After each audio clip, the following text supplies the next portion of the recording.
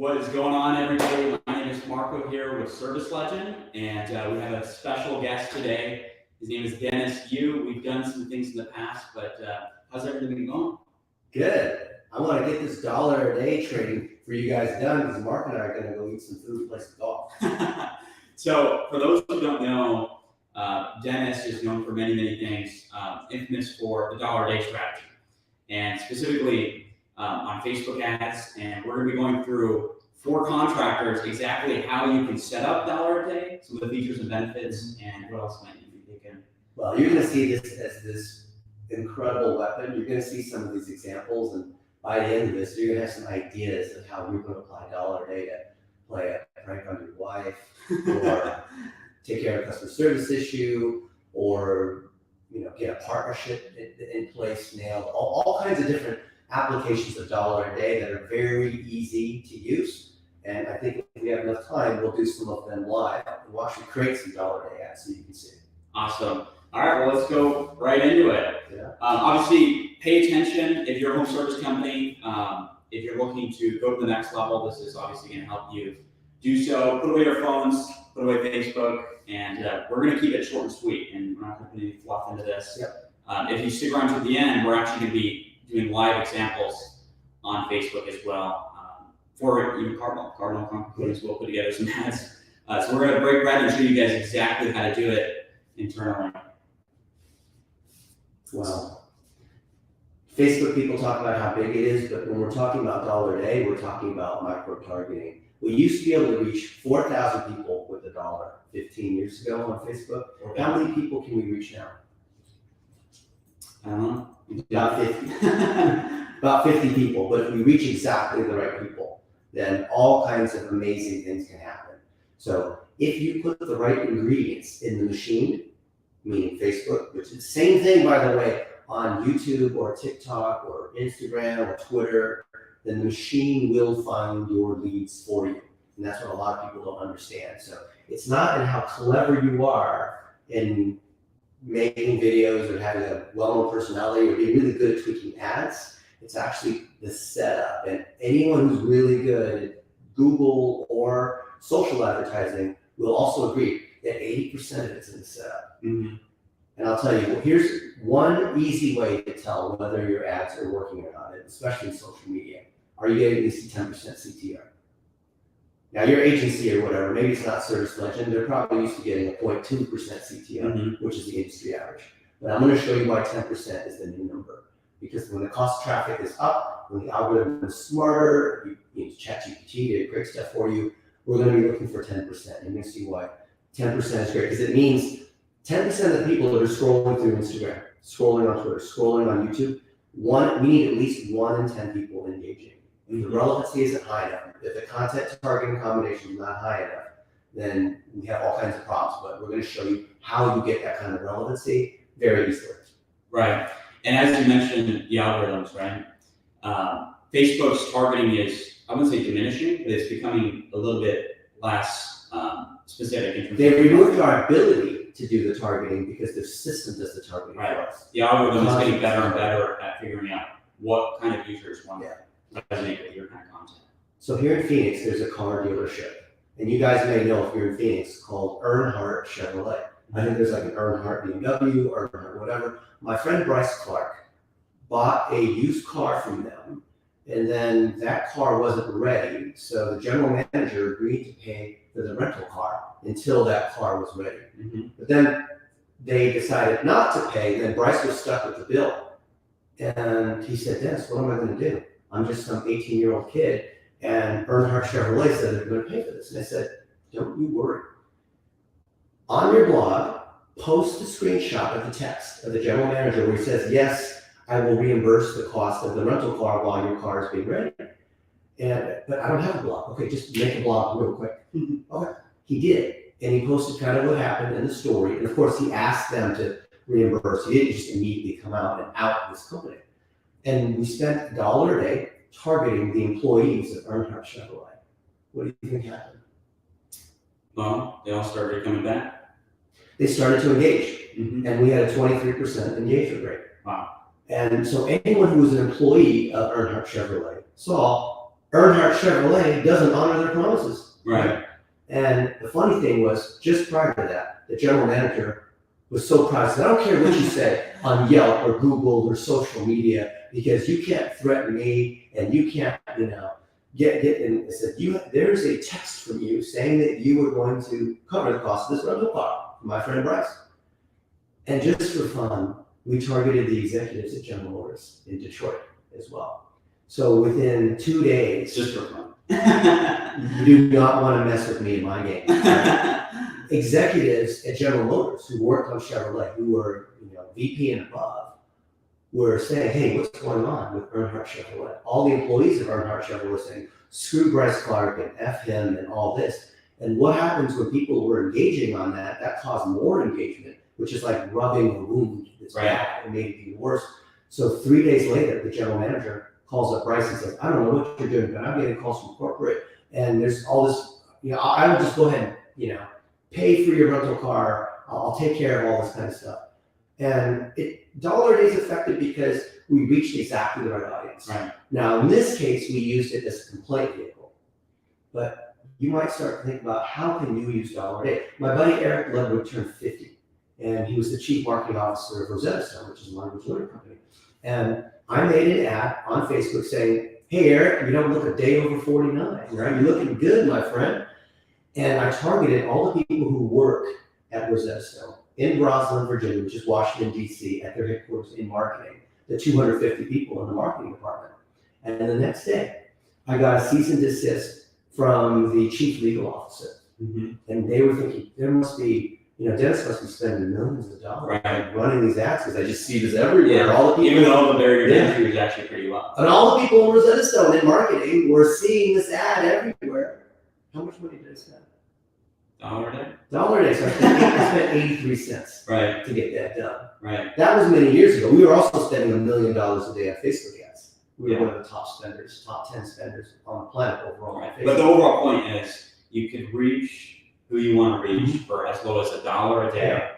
And so for contractors, because that's obviously watching here, if you're a home service company, it doesn't matter what your goal is with the campaign, you can really just start with your goal, and then you could create ads at $1 a day to find and move forward. Let me share a specific list. So we were at World of Concrete at your little micro conference, and I said, someone from the audience, let's have a volunteer. And some guy who wasn't very good on camera, because he did, concrete floor, he didn't know how to speak and this kind of thing.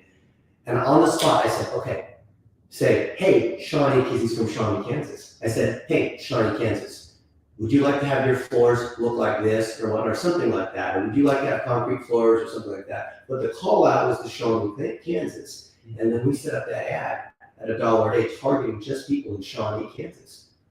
Do you know what the CTR was on that ad? It's 27%. So a quarter of the 25% of the people that were scrolling, I think this was on Twitter, on every single channel, right? I remember that. Yeah. You go a little bit further on Twitter, you get a better deal on Twitter than Facebook now, but whatever. TikTok's actually cheap. But $1 a day works on not just Facebook. Yeah. It works on every single digital channel. It works on Google too. Anywhere where there's an algorithm that's serving things to users based on their selection and they have information of who you are and what you're doing.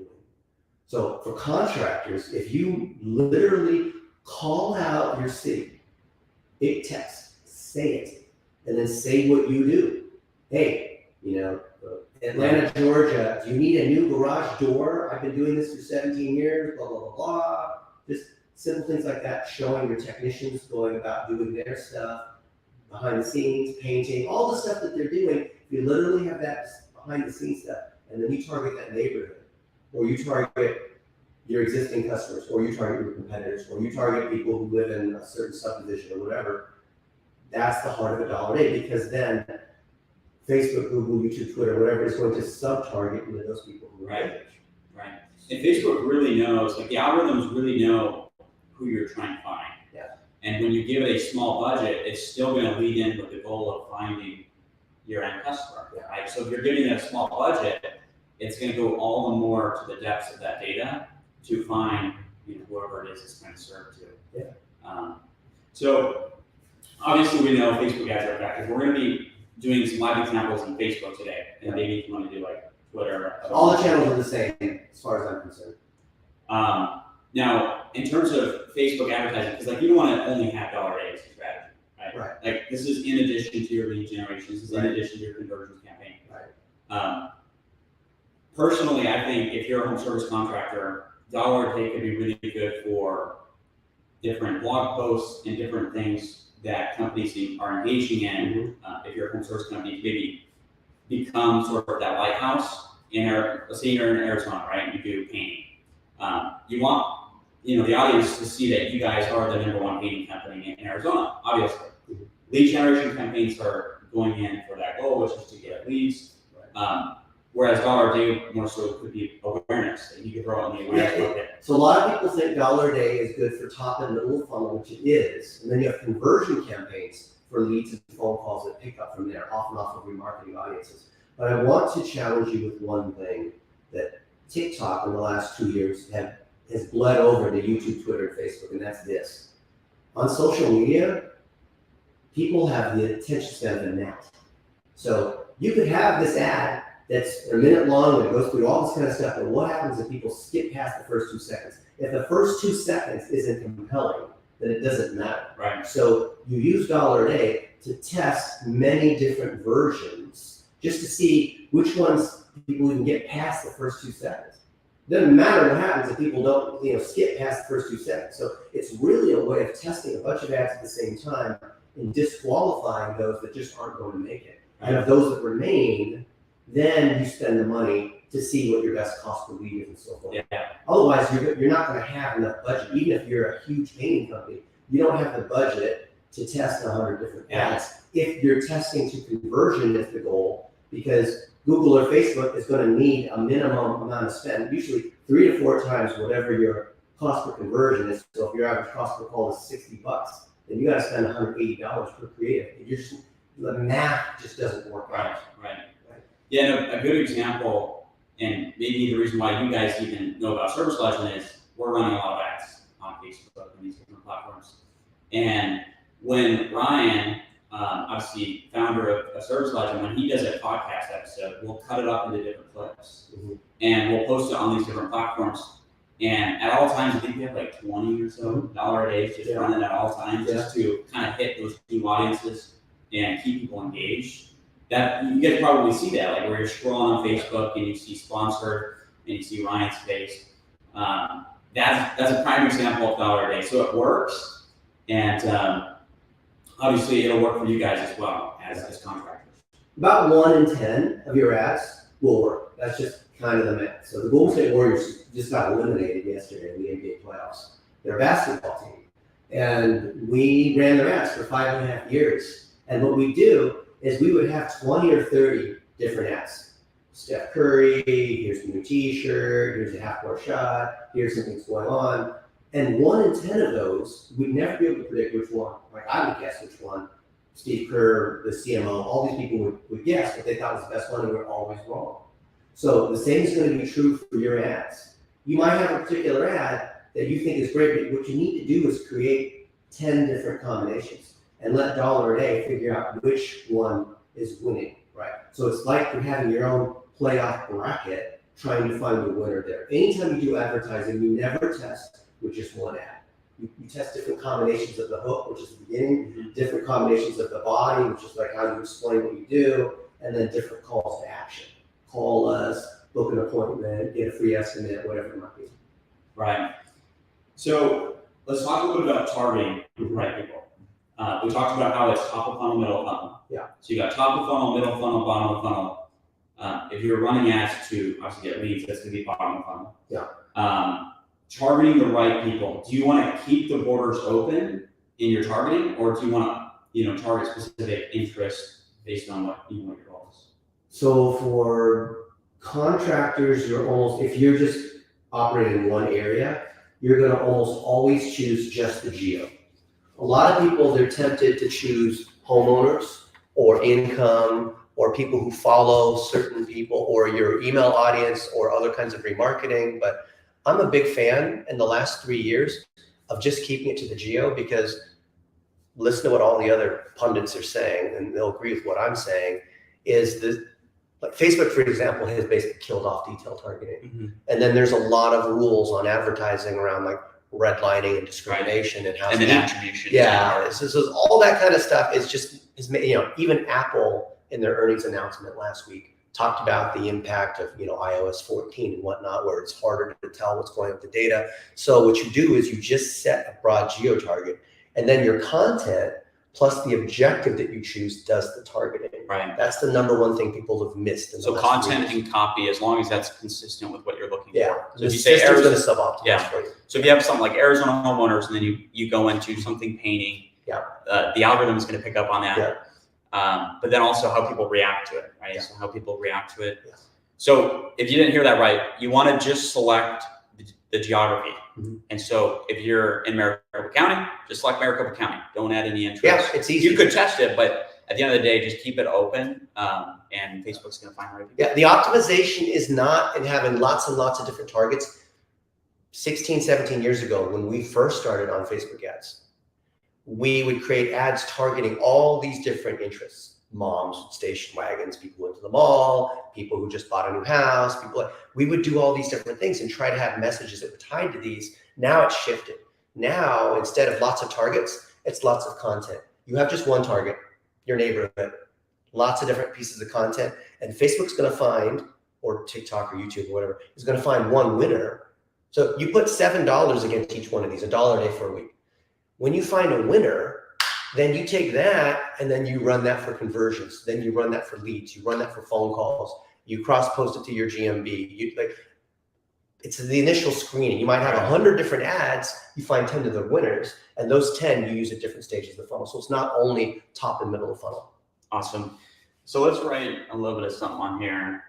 Let's take a look. Can we get the pen over there? Yeah. So let's show the sort of what the top of funnel, like what the funnel looks like, right? Yeah. You have the awareness, you have consideration, you have conversion. Yeah. Let's kind of explain that process a little bit, if you don't mind. So this is the standard funnel that you see when you advertise on any network. So if you advertise on Google or LinkedIn or Twitter, you're going to see the exact 3 stages: awareness, consideration, and conversion. So then why is that? Are they all colluding? Like you would think like TikTok and Twitter and LinkedIn and Facebook, they're all different networks. Why, when you go in and set up ads, do they have the exact same 3 stages? Why would they do that? Like you'd figure they're different, right? Mm-hmm. You figure Google's different than Facebook, right? Why would they be called exactly the same thing? That's how customers buy. It is, because the underlying psychology of how humans buy. Now, certainly a lot of us can think about, well, what does awareness mean? Awareness is like, do they know who you are? I mean, yes, that's true, but really awareness is why you exist, your mission, your vision, what you stand for, telling a story. When you meet someone, forget about the internet for a moment. When you meet someone for the first time, you want to get a sense of like where they're from and what do they stand for and how they hate the Cowboys, or you just want to get a sense, like, do they go to the same church? You want to see, like, do we have alignment in values? And you do that by just driving around their neighborhood and saying, this is the Italian restaurant I go to every Friday, and I bring my kids and I order 2 large pepperoni pizzas. Does that say anything about you being a painting contractor or about a painting special that you have or how many years you've been doing it and how many technicians you have? No, nothing like that. It's just getting a sense of who you are, where you tell a bunch of why stories. And a why story starts with when I was. When I was 18, I dropped out of high school because I wanted to run for Nike professionally. Did you know that? No, yeah. Like I know you do like long distance running, but yeah, I ran a half marathon in 1:10. Wow. And I've run a 407 mile, even though I'm a midget and all that. But true story, when I was 18, I dropped out of high school and I wanted to be a professional athlete. I wrote my essay to Shelley Bridges, who is the coordinator at Nike, and she wrote back and said, I'm sorry, Dennis, these are the world qualifying times you need to have to be able to be sponsored by Nike. And I said, nobody in the world has made those times yet. Of course, I've not made those times as a 17-year-old, right? I was fast, but then I can tell the story, right? That's a story. I can tell a story about, this morning when I woke up, I thought, oh man, I don't want to wake up and do this webinar, but I want to go hang out with Marko and play golf. And then I realized, you know what, sometimes you just got to do, discipline is when you do the stuff that you know you need to do, but you don't want to do, right? And that's why we get up out of work every day. We do, there's like, do I love everything I'm doing? No, but I love the result. So you tell a story. A why is a story. You tell a story about something and then you extrapolate that into the meaning. Any kind of story, just day-to-day life. It doesn't have to be some massive thing like you had a heart attack or your mom died, or it's just different stories, and that drives awareness.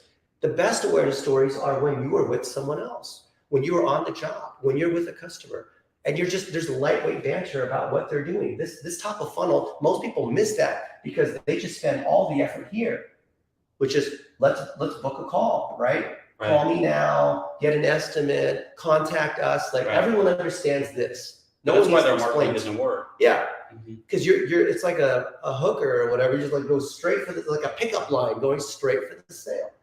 Yes, you understand this. I don't need to explain what it means to sell, right? You guys already know how to sell. But these first two stages in awareness and consideration are where people mess up. So the why is telling the story, you as a person, your family, you know, how you treat your people. An employee just had their 5th anniversary. You're just telling stories and just being human. You're trying to show that, because otherwise there's all these other painting contractors and flooring people and windows and garage door people. There's all those other people. You know what? Do a Google search and you'll see there's tons, there's many other people that do the same thing. You got to break the noise, right? Yeah. People, let me ask you this.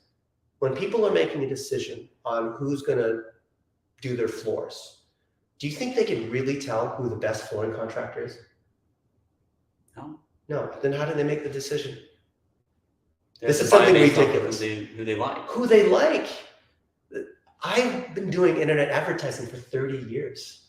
And I would have thought, you know, it's going to be based on your reviews and like how skillful they are and the equipment they have and like all that. Like everybody looks the same until they contact you, basically. People make a decision. This is the unlocking. Like I'm a data engineer. I'm a search engine engineer. So I'm always like, what are the facts? And I want to evaluate logically. But let's say, you know, you needed just as an example, you needed a babysitter because you were going to go out to, you know, you and your wife or whatever, we're going to go out and do something for a date night. And the girl next door, she's like an okay babysitter, but you've known her for a long time. And then there's this other girl you don't know who's got like the perfect babysitter resume. Are you going to choose the girl next door who's like, okay? Or are you going to choose the perfect resume babysitter, but you don't know her? Who are you going to choose? The person who you know. So people choose based on familiarity. They choose based on who has the common values. It's nothing to do with how, now of course you do a good job in painting and flooring, you know, you do a good job in what you do, but people make a decision based on this. This makes no rational sense at all. But I guarantee you, we've been doing this a long time. If I have to choose between someone where I've seen 3 or 4 stories of them just like in the neighborhood, just doing stuff, having coffee, like whatever, versus some person who's like 5 stars, 300 reviews and all that, I'm going to choose the person I feel like I know them. I feel like, I feel like we could get together and like have a beer or that's really what it is. So $1 a day is really going to explain the why. Yeah. And it's going to create awareness around your products or services you offer. And not only that, it's going to create those audiences that then you could go retarget later and funnel them down to become customers at some point. And so these stories, there'll be a number of these different stories that you're testing. And some work and some don't. And don't try to be perfect. You don't always have to wear the uniform and have the cap. I mean, Marko's got service legend on all the time. But you need to build a number of touches. And then the how is this is perfect. This is on the job stuff, right? Lots and lots of short little 15-second things. You're just narrating, hey, we're about to go to this house and do this job, or you know, you're just bringing them along for the ride, right? Now let me ask a question. The standard rule in advertising, as you guys have heard forever, was how many times do you have to hit the customer to drive a sale? 7 times. 7. So that's the number people have heard for the last 50 years. What's the modern number now?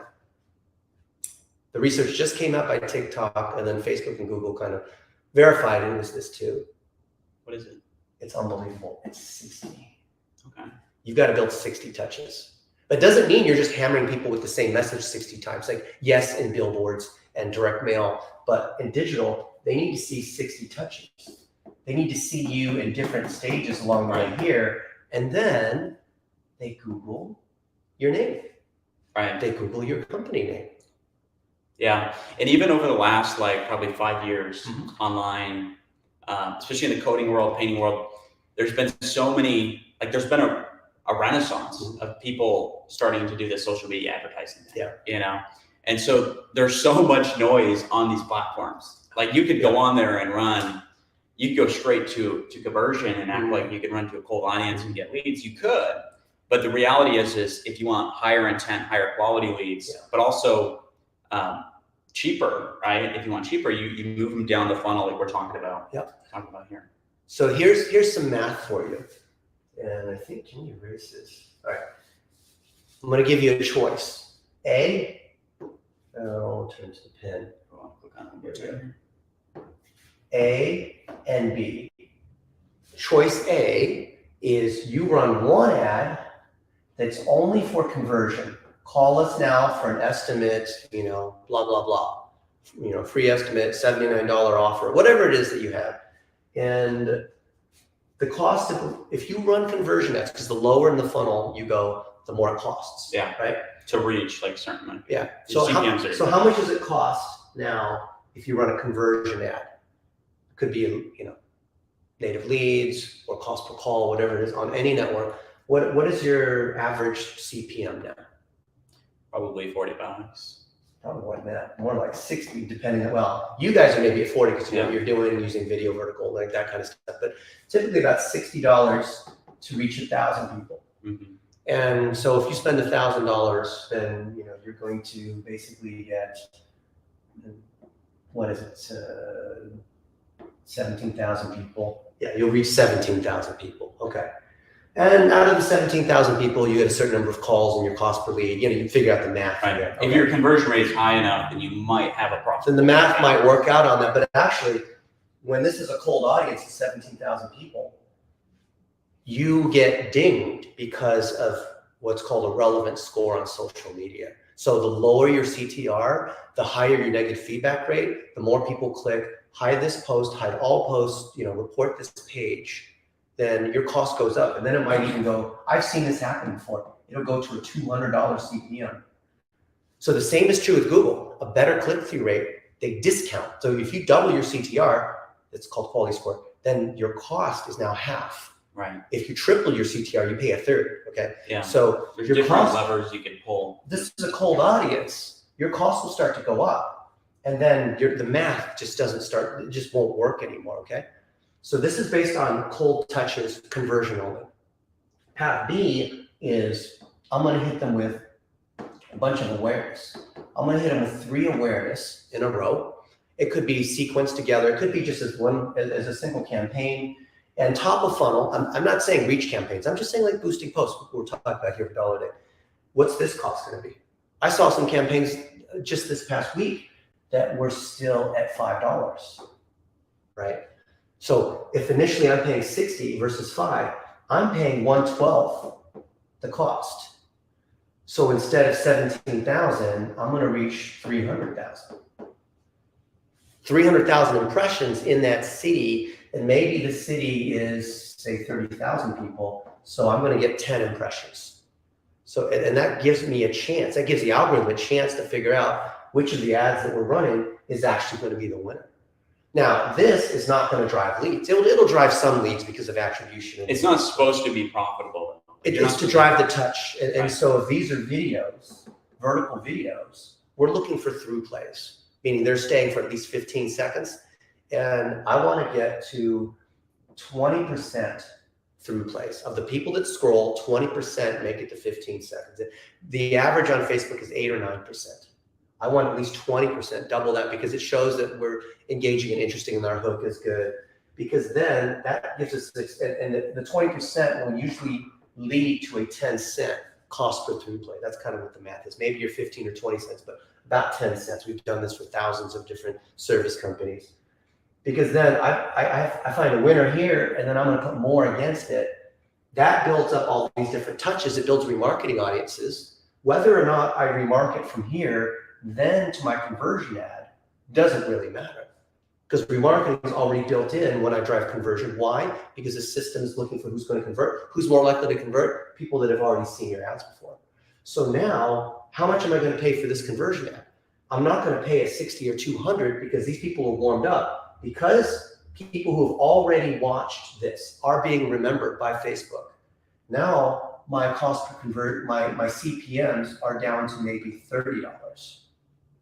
So my net number of leads is going to be higher. So here I spend $1,000, I might get 20 leads.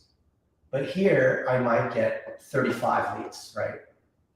And they're different quality as well because it's different stages of the funnel. Yeah. So the math is, if I spend 100% here on conversion and I get 20 leads, that's a $50 cost per lead. If I spend, say, like 75% here to warm them up on awareness and consideration, and 25% is here, this cost per lead might be, $200 or whatever the math is, and this cost per lead might be, 20, but the math works out where your net cost per lead is lower because you built up enough touches. So this is not just like bombard them just because we believe that branding is important. The net cost of conversion goes down because people see your messages, and the ones that you initially put $1 a day against them, but the ones that do well, first off, the ones that don't pass the threshold, they've only spent $7. So that's it. They just ought to die. You keep putting more in until you find these winners. When you find a winner, you put more on it. And then this starts to build momentum, and these run evergreen, meaning you don't have to keep making new ads. That's what people don't get about $1 a day. It's a momentum builder. As you find these winners, let this run forever at $2 a day, $3 a day, find another winner. And then this makes your conversion more powerful over time. But this does take 90 days, 100 days or whatnot to go through the testing cycle to build up these kinds of audiences. So, I want to get six-pack abs. If I go to the gym and I work out really hard for 4 hours, am I going to have six-pack abs? It takes some time. Right. And nothing good comes quick anyways. Yeah. So you want to invest in your ad account, invest in your page, build up the audiences and what we target. Yeah. So should we show some ads? Yeah, let's do that. Cool. Well, let's move this thing out of the way.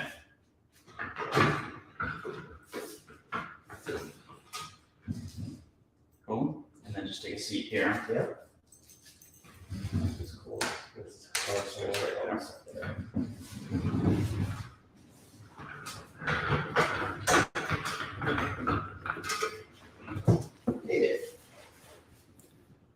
Awesome.